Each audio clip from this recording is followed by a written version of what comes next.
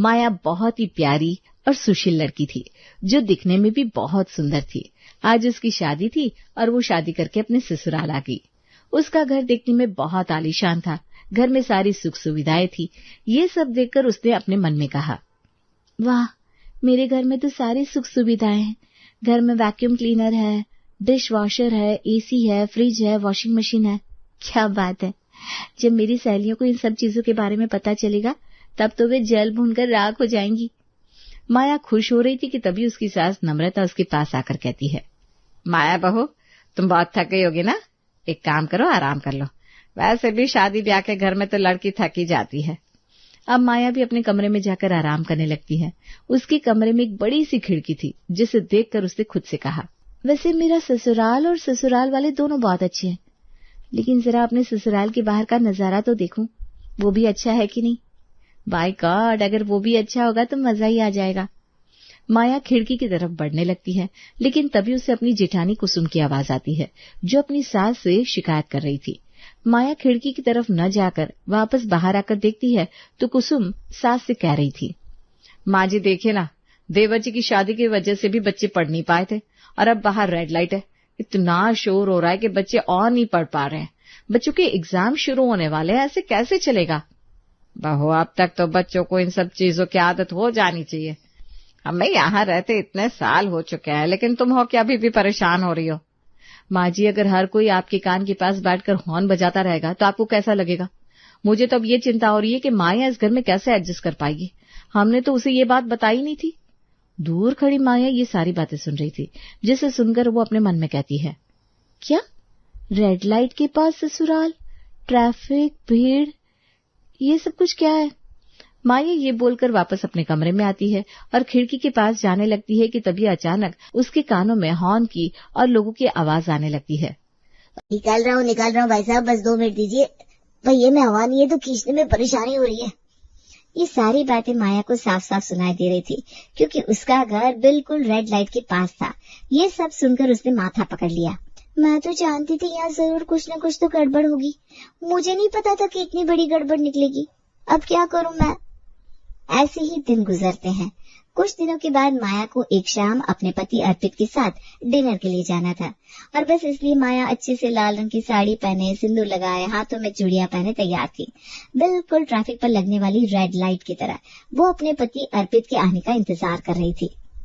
माँ जी, ये अर्पित जी अभी तक आए क्यों नहीं। हमें रात को डिनर पर जाना है अपने घर पर। वो कब आएंगे, हम कब जाएंगे। अब तक तो डिनर का टाइम भी खत्म होने को आ गया है। अरे बहू, थोड़ा सब्र कर, बाहर ट्रैफिक लग रहा होगा। वैसे भी ये घर रेड लाइट के पास है और रेड लाइट पर तो ट्रैफिक लगते ही रहते हैं। एक काम कर, खिड़की पर जाकर देख ले। क्या? हे भगवान, क्या है ये सब।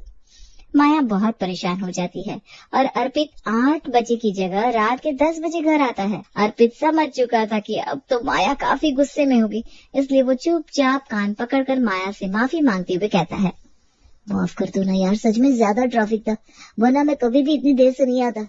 इस रेड लाइट ने तो जान ले रखी है।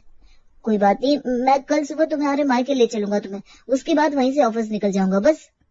माया जानती थी कि इसमें अर्पित की कोई गलती नहीं थी और वो नई आई थी, इसलिए वो ज्यादा बहस नहीं करना चाहती थी और वो अर्पित को माफ कर देती है। अगली सुबह माया हरे रंग की साड़ी पहनकर बिल्कुल किसी ग्रीन लाइट की तरह तैयार हो जाती है और फिर से अपने पति का आने का इंतजार करने लगती है। तभी वहां पर उसकी जेठानी कुसुम आती है और कहती है, क्या बात है देवरानी जी, अर्पित देवर जी अभी तक कमरे से तैयार होकर नहीं आए क्या? कल रात को वो देर से आए थे ना, तो देर से खाना खाकर सो गए थे, इस वजह से तैयार होने में टाइम लग गया। बस आ ही रहे दीदी, फिर हम जा रहे हैं, मैं शाम तक वापस आ जाऊंगी। हाँ। कुसुम ये बात सुनने के बाद धीरे से बोली, सबसे पहले टाइम से पहुंच तो जाओ, टाइम से आना तो बहुत दूर की बात है।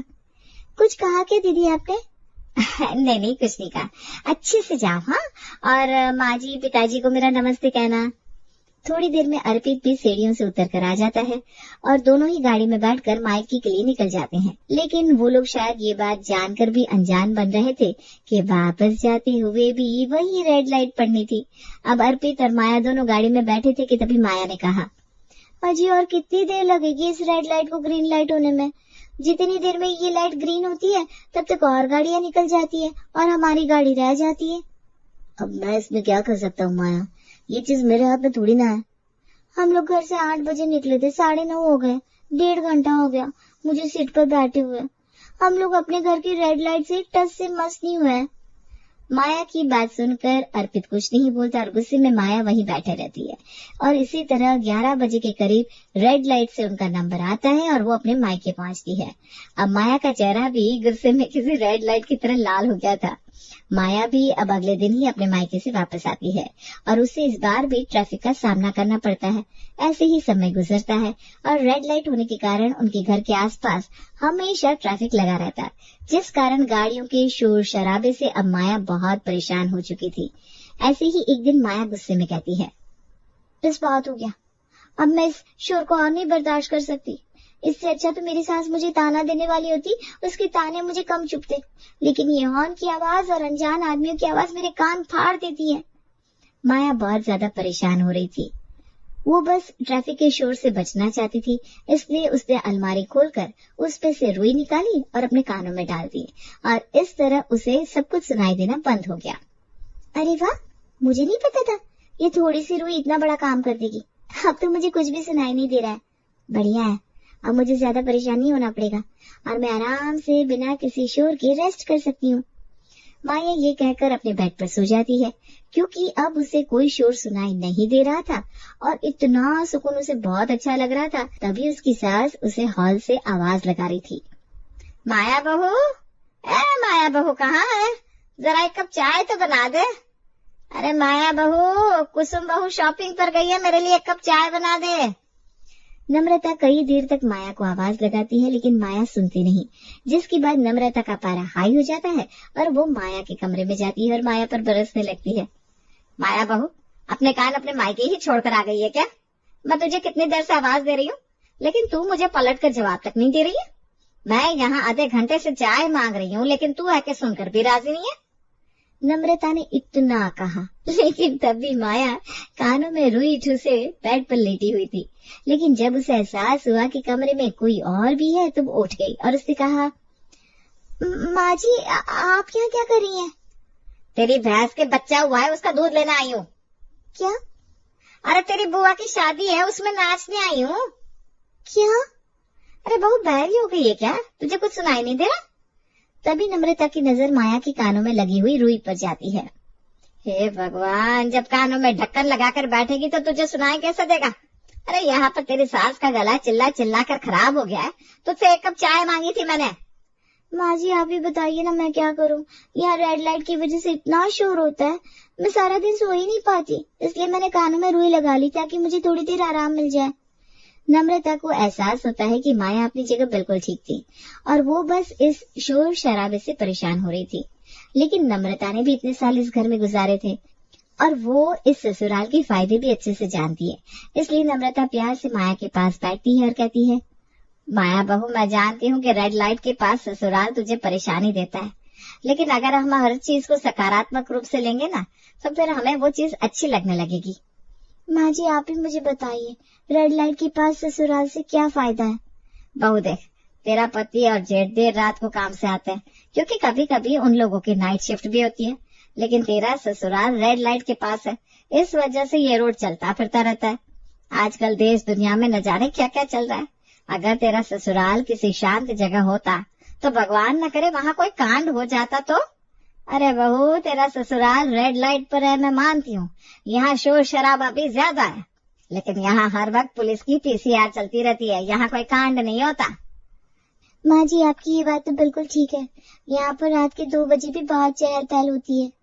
बिल्कुल ठीक है बहू, तुझे इस घर में आए कई दिन हो गए, लेकिन मैंने तो यहाँ अपनी उम्र गुजार दी। रेड लाइट पर ससुराल होने से हमें बहुत फायदे हैं। जैसे हमारे घर कोई रिश्तेदार आकर ज्यादा देर रुकता नहीं, क्योंकि ट्रैफिक की वजह से लोग यहाँ आना पसंद नहीं करते। हाँ माँ जी, ये बात तो मैंने सोची ही नहीं। बहू, कई घरों में तो रिश्तेदार अगर एक बार आ जाए ना तो जाने का नाम नहीं लेते। तू तो खुशकिस्मत है कि तुझे ऐसा ससुराल मिला जहाँ पर इन सब चीजों का झंझट ही नहीं है। माँ जी, आपकी बात बिल्कुल ठीक है, मुझे माफ कर दीजिए, मैंने ये बात समझने की कोशिश ही नहीं की। और सही बात है कि यहाँ पर हमें कई तरह के फायदे भी तो है। रेड लाइट की वजह से यहाँ पर लोग तरह तरह का सामान बेचने के लिए आते हैं, जो कि हमें सस्ते दाम पर मिल जाता है। बहू, इसीलिए किसी भी चीज को हमेशा गलत नजर से नहीं देखते। नम्रता ये बोलकर चली जाती है और माया को ये बात बिल्कुल ठीक लगती है। उसके बाद माया जाकर अपनी सास के लिए चाय बनाने लगती है और जैसे ही वो खिड़की खोलती है तभी उसे पोल्यूशन यानी कि धुआं आने लगता है और उसने खुद से कहा, ये भगवान, इस धुएं का क्या करूं? ये पोल्यूशन तो शरीर के लिए बिल्कुल भी अच्छा नहीं है ना। इसके लिए भी तो कोई सोल्यूशन होना चाहिए। हर चीज में पॉजिटिव कैसे सोच सकती हूँ मैं? माया ये बोलकर तुरंत ही अदरक वाली और लौंग डालकर चाय बनाकर अपनी सास नम्रता के लिए लेकर आती है और नम्रता को पीने के लिए देती है। नम्रता चाय पी रही थी तभी वहाँ पर नम्रता के देवर का बेटा आलोक आता है और कहता है, नमस्ते चाची जी, कैसी हो आप? घर में सब कुछ कुशल मंगल तो है ना? अरे बेटा, बहुत समय बाद आना हुआ तेरा, और तू शादी में भी नहीं आया। क्या करूँ माँ जी, समय ही नहीं मिलता। ऑफिस का बॉस तो मेरा खून चूस कर रखता है, इसलिए मुझे टाइम ही नहीं मिल पाया। कोई बात नहीं, फिर कोई फंक्शन करोगे तो जरूर आऊंगा, लेकिन एक शर्त है। शर्त? कैसी शर्त? तू छोटा होकर अब बड़ों को शर्त बताएगा क्या? आपको वो फंक्शन कहीं दूर करना होगा। ये रेड लाइट के आसपास कोई बैंक्वेट बुक किया तो मैं नहीं आऊंगा भी। ये सुनकर सब लोग हंस पड़ते हैं, जिसके बाद माया ने आलोक से कहा, आप बैठिए ना देवर जी, मैं अभी आपके लिए चाय और नाश्ता लेकर आती हूँ। ना बाबा ना भाभी, मैं यहाँ आप लोगों को नमस्ते करने के लिए आ गया क्योंकि मेरी गाड़ी रेड लाइट पर खड़ी है। अगर मैं यहाँ ज्यादा देर रुका तो पुलिस वाले मेरी गाड़ी उठाकर ले जाएंगे। अच्छा चलता हूँ मैं। आलोक ये बोलकर वहाँ से चला जाता है, जिसके बाद नम्रता ने फिर से माया से कहा, देखा माया बहू, रेड लाइट के पास ससुराल होने के कितने फायदे हैं, बस हमें उन फायदों को देखने आना चाहिए। माया भी मुस्कुराकर वहाँ से चली जाती है। एक रात को अर्पित 11 बजे तक घर नहीं आया। ये देखकर सब लोग काफी परेशान हो गए। हे भगवान, ये लड़का फोन भी नहीं उठा रहा, न जाने कहाँ होगा।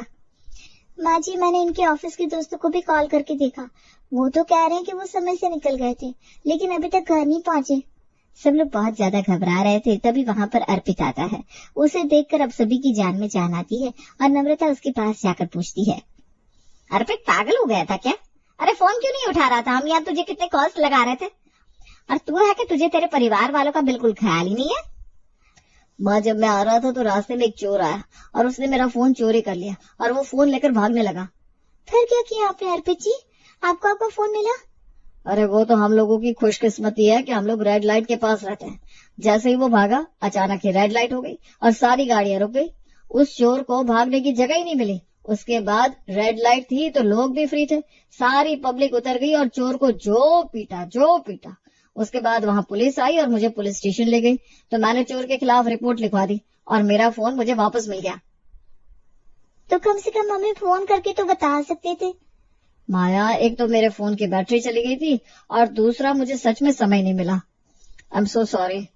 माया को एहसास हुआ कि सच में रेड लाइट के पास ससुराल के नुकसान तो थे, लेकिन फायदे भी उतने ही थे। अब माया ने अपने घर में एडजस्ट करना शुरू कर दिया था। वो कमरे में हेडफोन लगाकर नाचते हुए काम कर लिया करती थी और उसे इस तरह खुश देखकर नम्रता ने कुसुम से कहा, अच्छा है, हमारी छोटी बहू भी इस घर में एडजस्ट करना सीख गई है। मैं तो घबरा गई थी कहीं वो अलग होने की बात ना करे। ऐसा मत सोचिए माँ जी, हमारी माया बहुत समझदार है। देखिए कितनी जल्दी वो इस घर में घुल मिल गई है। तभी वो देखती है कि कुसुम के दोनों बच्चों को बाहर के रेड लाइट के शोर की वजह से परेशानी हो रही थी, इसलिए वो अपना लैपटॉप लेकर आती है और ऑनलाइन क्लास स्टार्ट करके उन दोनों के कान में लीड लगा देती है और कहती है, बच्चों अब तुम कानों में ये लीड लगाकर ऑनलाइन लेक्चर सुन लो। इससे तुम्हें पढ़ने में दिक्कत नहीं होगी और तुम्हें सब कुछ अच्छे से याद हो जाएगा, क्योंकि इसमें ग्राफिक्स भी यूज किए हुए हैं। दोनों बच्चे भी ये देखकर खुश हो जाते हैं। ये देखकर अब नम्रता और कुसुम भी बहुत ज्यादा खुश थे।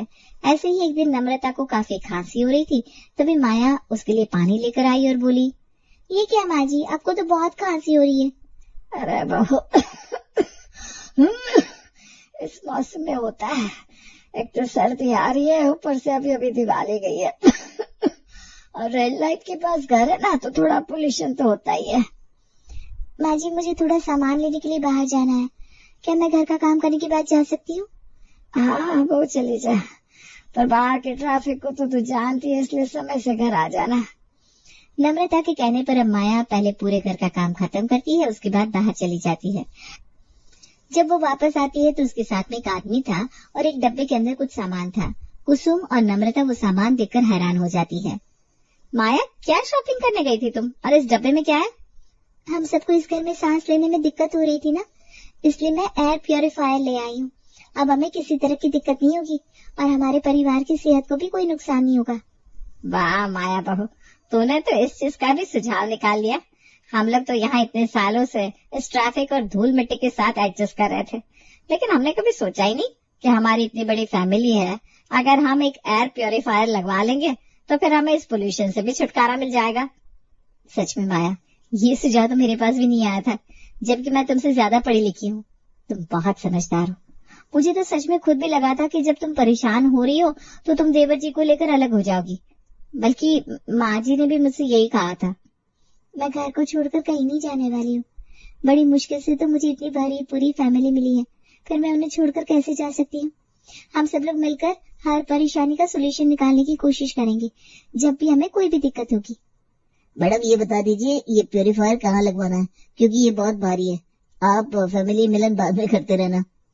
सब आदमी की बात सुनकर हंस देते हैं, जिसके बाद ड्राइंग रूम के अंदर माया एयर प्योरीफायर लगवा देती है और उसकी रेंज इतनी बड़ी थी कि सारे कमरों की हवा एयर प्योरीफायर हो रही थी। इस तरह माया ने अपने घर के लिए हर तरह के समाधान निकाले जो कि रेड लाइट के पास घर होने की वजह से होते थे, और इस तरह रेड लाइट के पास ससुराल होने पर भी अब माया को कोई परेशानी नहीं हुआ करती और वो अपने परिवार के साथ खुशी खुशी रहा करती।